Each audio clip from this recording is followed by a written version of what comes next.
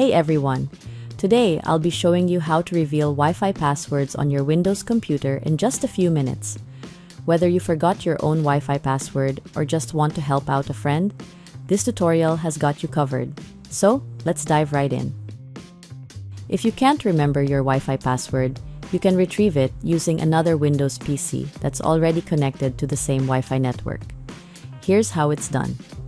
Click on the Start button, select Settings. Navigate to Network and Internet.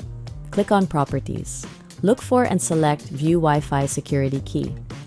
Your Wi-Fi network password will be revealed.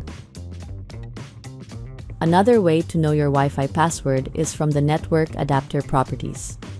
Search for Control Panel, then open the app. Click on Network and Sharing Center. Click on Change Adapter Settings. Right-click on your Wi-Fi adapter, then click on Status. Click on Wireless Properties. Click on the Security tab. Place a check mark on the Show Characters box. The network security key will be revealed.